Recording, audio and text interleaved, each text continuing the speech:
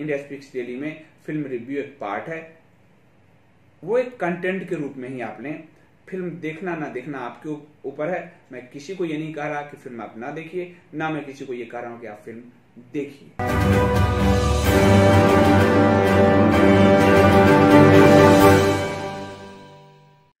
कल फिल्म आई है hot star पे, महेश भट्ट की सड़क 2। ये उस सड़क का रीमेक है जो सड़क कभी हम लोग स्कूल में थे, मैं स्कूल में था तब उन्होंने बनाई थी। और वो जो सड़क थी वो भी उस वक्त कई सारे विदेशी फिल्मों को चुरा कर उन्होंने बनाई थी, लेकिन बेहतरीन बनाई थी। उस समय वो बड़ी हिट हुई थी। उसका वो रीमेक लेकर यहाँ आए हैं। यदि आप सुशांत केस को बहुत क्लोजली वॉच कर रहे हैं और अगर आपने सड़क 2 देखा तो आप ये जान जाएंगे कि जो सुशांत राजपूत के केस में जो चीजें चल रही है वो सारी कहानी इस फिल्म में है। और आप जानते हैं कि सुशांत की जो गर्लफ्रेंड है रिया चक्रवर्ती, इसमें जो जांच चल रही है, जब वो 8 जून को घर छोड़ रही थी तो बड़ी खुशी होकर महेश भट्ट को ही मैसेज कर रही थी। ऐसा लगता है कि ये पूरी पटकथा जैसे महेश भट्ट ने लिखी हो।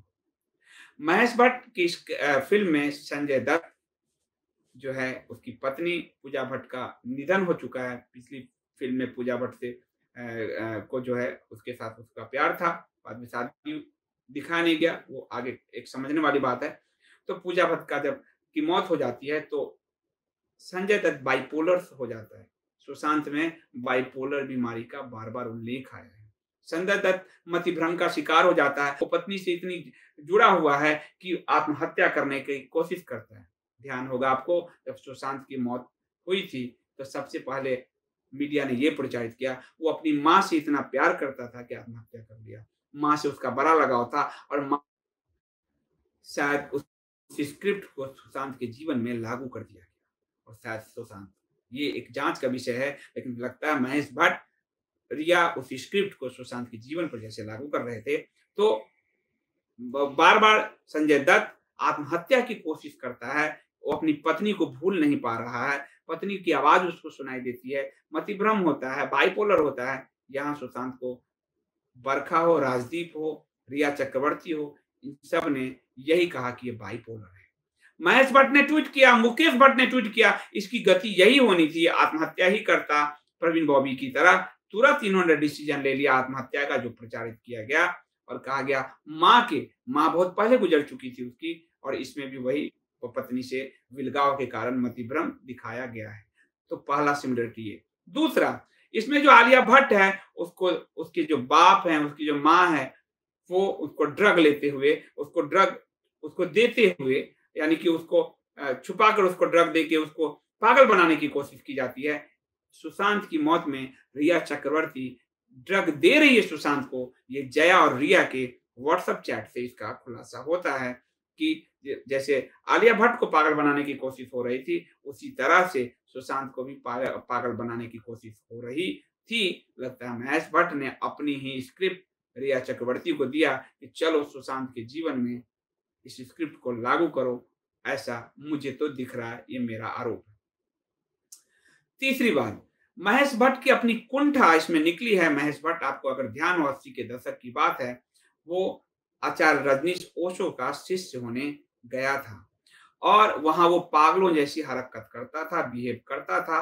ओशो के दरवाजे पे रात के 3 बजे पहुंच जाता था कि मुझे दर्शन दो, दर्शन दो, और ओशो ने उसको भगाया। कि तो वो इतना फ्रस्ट्रेटेड हुआ कि ओशो का जो ज्ञान के बाद जो माला पहना जाता है उसको तोड़कर उसने टॉयलेट के फ्लश में देकर उसको बहा दिया था। विनोद खन्ना भी उसी समय ओशो का शिष्य होने गए थे। महेश भट्ट ने उसी सीन को यहाँ क्रिएट किया है और यहाँ जो एक धर्म गुरु दिखाने की कोशिश की है, वो जो माला पहना था उसका पूरा ओशो कल्ट देने की कोशिश की गई है और अपना जो मन का तोड़कर वो टॉयलेट में बहाता है वो सीन यहाँ रिक्रिएट किया गया है। ओशो पर एक तरह से हमला किया गया है और नकली साधु और इस सब की बात की गई है। लेकिन महेश भट्ट इसके बाद यूजी कृष्णमूर्ति का शिष्य बनता है, जहां पर प्रवीण बॉबी उसके साथ उसके जीवन में आती है और प्रवीण बॉबी बाद में कैसे मरती है जो है आप जानते हैं। प्रवीण बॉबी के साथ एक्स्ट्रा मैरिटल अफेयर में ये शामिल रहा था महेश भट्ट, और उस कहानी को भी इसने कमर्शियली बेचा। फिर तेरी कहानी याद आएगी आई में, और वहाँ जो उस आश्रम का जो है पूरा कहानी उसने, और पूजा भट्ट जो उसकी बेटी उसमें रोल करती है, पागल उसको बनाता है। परवीन बॉबी को भी उसने पागल बनाया था, और सुशांत को भी पागल बनाने के षड्यंत्र में रिया के साथ महेश भट्ट के नाम उछल रहे हैं। महेश भट्ट ने ट्वीट किया था, खून बहता हुआ। तो ये जो सड़क 2 में यही दिखाया है। लेकिन सड़क 2 को एज ए फिल्म की बात अगर मैं करूं तो फिल्म बहुत ही घटिया है। फिल्म में कोई तारतम्यता नहीं है। महेश भट्ट का डायरेक्शन पूरा उखड़ा हुआ है। महेश भट्ट ने शायद जख्म फिल्म को कहा था कि ये मेरी आखिरी फिल्म है। जख्म भी उसकी अपनी ही कहानी उसने बेची थी कि वो एक अवैध संतान है, उसका फादर एक कश्मीरी पंडित है और एक मुस्लिम महिला से के साथ उसकी एक रिलेशन है जिसमें वो अवैध संतान है। उसी को बेचा था उसने। आखिरी जख्म अजय देवगन को लिया था। उसके बाद उसके प्रोडक्शन ने, विशेष फिल्म ने अलग अलग डायरेक्टर्स को मौका दिया, और भाई उसका मुकेश भट्ट प्रोड्यूसर बना रहा। ये फिल्म वो खुद डायरेक्ट करने आया है। पूरी फिल्म अवसाद से घिरी हुई है। फिल्म में कहीं कोई तारतम्यता नहीं है। अच्छे कलाकारों को वेस्ट कर दिया है उसने। आलिया भट्ट हो या फिर सिद्धार्थ रॉय हो, उसको उसने वेस्ट किया है पूरी तरह से। फिल्म में आलिया भट्ट की जो भूमिका है उसमें बाप उसको क्यों मारना चाहता है, कोई कहानी जुड़ती नहीं है। तो फिल्म एकदम वेस्ट है। ऐसा नहीं है कि सुशांत के कारण के समर्थकों ने इतना डिसलाइक किया था सड़क को। वास्तव में वो डिसलाइक होने लायक ही फिल्म है, क्योंकि बहुत ही, उसको तो बड़े बड़े उस कैंप के भी जो रिव्यूअर्स हैं उन्होंने 1 स्टार दिया है। मेरे हिसाब से तो आधा स्टार लेने लायक भी ये फिल्म नहीं है। और ये पूरी फिल्म अवसाद, कुंठा, हताशा से भरी हुई है, और महेश भट्ट ने अपनी ही हताशा उजागर की है। और एक बात साफ जो दिखता है, इस फिल्म और सुशांत की मौत की पटकथा एक है। जो पटकथा शायद रिया चक्रवर्ती ले उड़ी थी, और रिया चक्रवर्ती राजदीप के साथ कुर्सी शेयर करते हुए शायद वही पटकथा सुना रही थी। इस वजह से उसके कई झूठ पकड़े जा चुके हैं।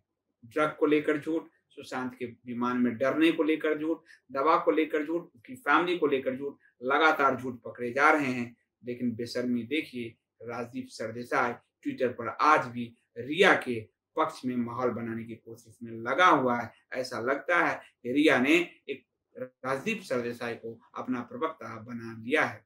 ये प्रवक्ता महेश भट्ट के ये लोग हैं या रिया के हैं, ये तो जांच का विषय है। राजदीप की भी जांच होनी चाहिए, मैं ये मांग करता हूँ। लेकिन मैं फिल्म पे फिर आऊंगा कि फिल्म में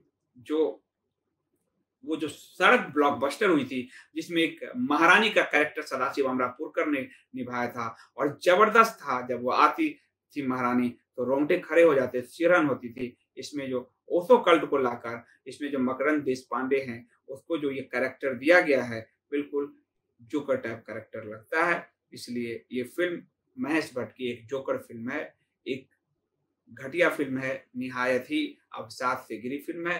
टाइम खराब करने की इच्छा हो जरूर देखें, टाइम खराब करने की इच्छा ना हो बिल्कुल मत देखें। लेकिन यदि समझना चाहते हैं सुशांत के मौत को, तो ये महेश भट्ट की स्क्रिप्ट को आप देखें। इंडिया स्पीक्स डेली में आपका स्वागत है। इंडिया स्पीक्स डेली को सब्सक्राइब करें, इसके बेल आइकन को जरूर दबाएं। ज्वाइन बटन के जरिए आप इसकी सदस्यता जरूर लें, और यदि इसका कंटेंट आपको गुणवत्तापूर्ण लगता है तो आप 100 रुपीज़ पर मंथ का सब्सक्रिप्शन जरूर पे करें।